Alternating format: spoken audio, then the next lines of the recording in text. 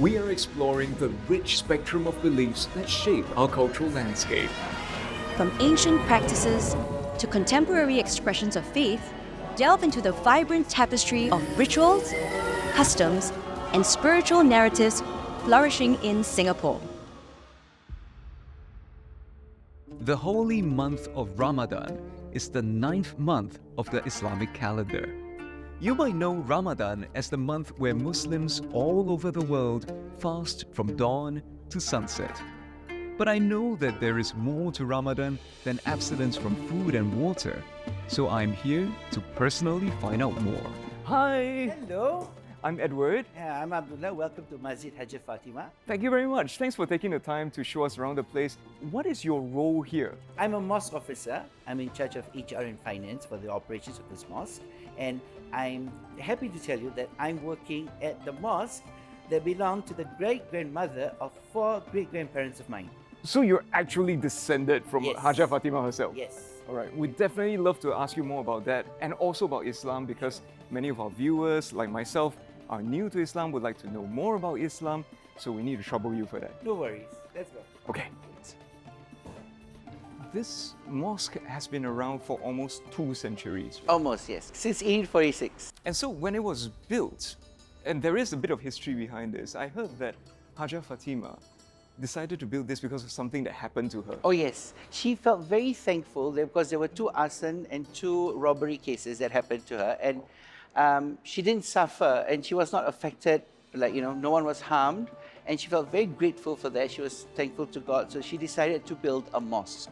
So speaking of which, I'd like to ask you about the practice of Islam. We're right outside the main prayer hall.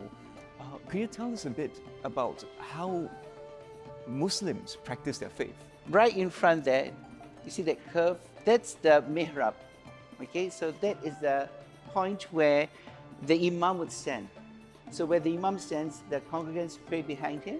So we are definitely praying in the Qibla, the direction towards Kaaba. And Kaaba is in Mecca, where you know the black boxes. Ah, I see. Yeah. So why do Muslims pray towards Mecca? It is just a point for unity, for all Muslims from different parts of the world to go and face one direction when we pray. Otherwise, you have people pray in different directions, and it's like, where is your, you're not uniform. I know very little about it. What actually is Islam? The word Islam, it comes from the Arabic spelling of 3 main consonants, Sin, Lam, and Mim. And Sin, Lam, Mim is also the consonant combination to form the word salam. Let's salam, we shake hands. Ah, I see. So it's like we are making peace with one another. So peace be upon you, which is like a familiar phrase that you hear. So Islam, having the same root form with the word salam, it also means a religion of peace. So how do Muslims practice the Islamic faith? What are the fundamentals of Islam? First and foremost, we need to know that there are 5 pillars in Islam. Okay? So the first pillar is to take the oath and creed to state that you accept that the God is Almighty. Okay? There's one true God. And the last prophet, Prophet Muhammad, is his messenger. Second pillar is we have to pray 5 times a day. Third pillar is we need to do our fast in the month of Ramadan, which is now actually. And the fourth is to pay alms. It's what we call zakat. And the 5th one is to perform your Hajj if it's within your means. And we are in the month of Ramadan. Yes. Can you tell us about that? When we are fasting, it's not purely no drinking, no eating. It's more than that. It's about more than abstinence. It's also about reflection. It's about appreciation of what you have versus what you don't. And later on, you'll be giving out some food and alms and goodie bags to some of the people in this area, right? Correct. Could I help out with that? Most definitely. That's why you're here. Okay, right, let's get some work done. All right, let's go. Besides giving back to their community, Muslims believe that giving to others purifies their own wealth and is a reminder that everything they have is from God. Zakat is a form of worship. All right. So we have about 120 bags to pack. So start. Okay.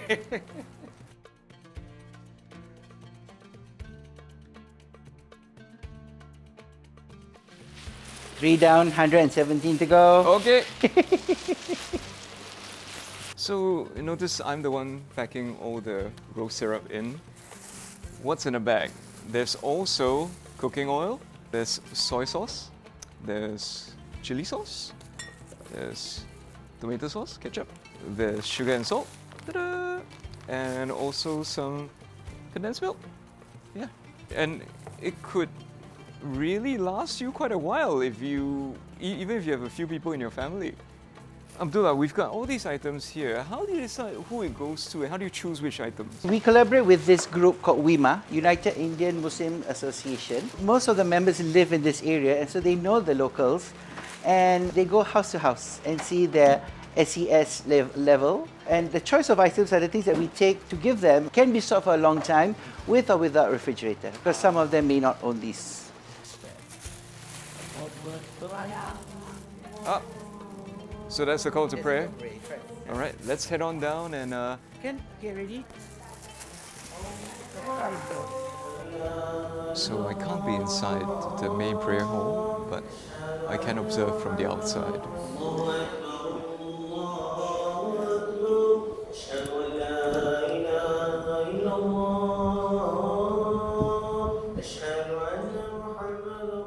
There is something to be said about solidarity in the Islamic faith. Right now, Muslims all over the island in mosques are facing the same direction and praying together.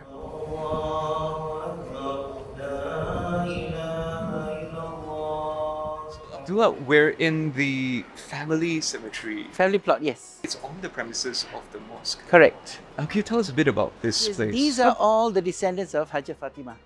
Okay, so because this was her piece of land, so private burial was allowed. So these people were buried up to the year 1973. So when I go to work, basically I do meet my family. It's a come meet the family day every day for me, yes. I have a trick question for you. Not looking at the names here, how can you tell if the grave belongs to a male or a female? There's a different design for each Correct. Correct. stone. So which is which? Oh, this is gonna be a tough one. Okay, this is just a guess. Yeah, definitely. The ones with the domes are male, Okay, I think. and then? The ones with the the sort of triple rounded. Uh-huh. You're right, but the distinctive feature of a female tombstone is that they have two flat sides. I see. That's a very clear distinction. For the male, it's very curvaceous. And at this point, I tell my visitors, don't ask why. So, this is where Hajjah Fatimah is buried. Okay? And this is her daughter from another husband. This was built specially for her by her descendants. Because sometimes visitors would like to come and sit long at this area just to do prayers here. Not like the prayers that you see outside, but it's a different prayer for the ones who have passed on. It's time to give out the goodie bags that we packed earlier. And Abdullah is really putting me to work here. So each of the beneficiaries will actually get one bag of rice, and they also get two other bags. One is a black tote bag, which all the goodies, the snacks and the sweets, and also that red bag we were packing earlier with the sugar, the salt, the cooking oil, soy sauce, and of course the condensed milk and the rose syrup, because it is not Hari Raya without bandung. Look, we've made it here. It was a longer journey than I expected. It's 180 kilos of rice. This is the evidence of the work that I've done. Look, I'm not fasting, okay? And already like that. I don't know how the volunteers do it when they're fasting. It's really amazing. Really hats off to all of them. And yeah, this is actually quite satisfying to do. So thanks, Abdullah. I'm fasting. I'm not joking. This is really, really tiring work. Each of these care packages are delivered by hand to the residents. You can see that there's decorations here in the corridor. It's really nice, and music too. So yeah, if you can hear it, it's quite festive.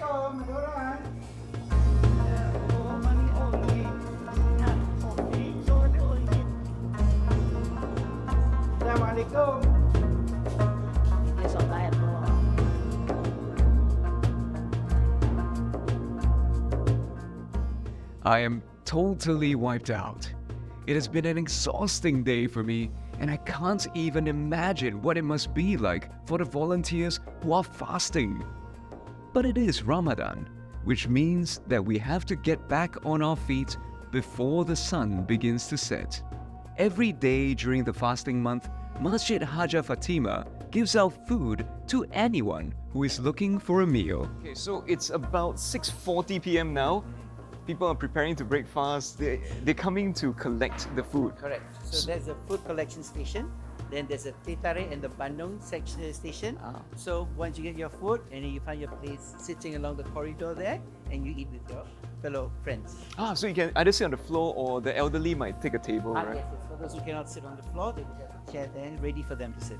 Some Muslims may also choose to break their fast at the mosque itself. And I too am very excited to experience my first iftar in a mosque. So we're gonna find a spot on the ground now, somewhere on just outside the prayer hall, because we're able-bodied, so we can sit on the floor. Okay, so where should we go? Alright, I'm gonna follow Abdullah. Here's okay lah, I think. Oh yeah, because you're Just you're just right. this corner. Okay, so this is rice. Wrong item. White rice with chicken curry. It's good stuff. Right before Maghrib, which is the call to prayer for breaking fast, there is some extra food to give out. Some of these are provided by the mosque, and some are donated. So the sun is setting. We're about 15 minutes away from breaking fast together. It's my first time breaking fast at a mosque. So really excited. You can see everyone is here already. We're all getting ready.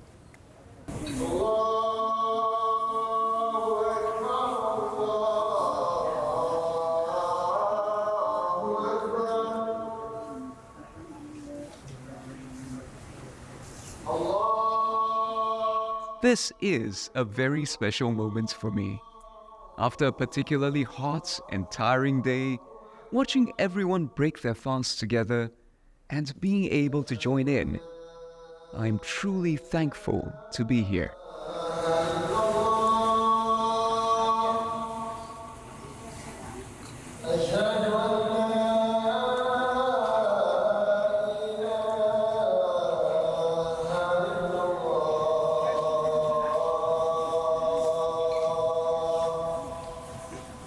You don't know what you're missing out. It's really amazing what a little bit of spice can do. Right? Yeah, and the papadum is unexpected, but this is a perfect mix of flavors. So I have to say that was a really fulfilling day to be able to help out at the Hajjah Fatimah Mosque. And the manual labor, I have to say, actually wasn't that tough for me. But for everyone else, all the other volunteers were fasting. They're amazing. And then I got to learn about the history of the place from Abdullah, whose ancestors actually founded this mosque, and to see the charity work they do. And then also to meet the people here, to be able to break fast with them. That was something really special.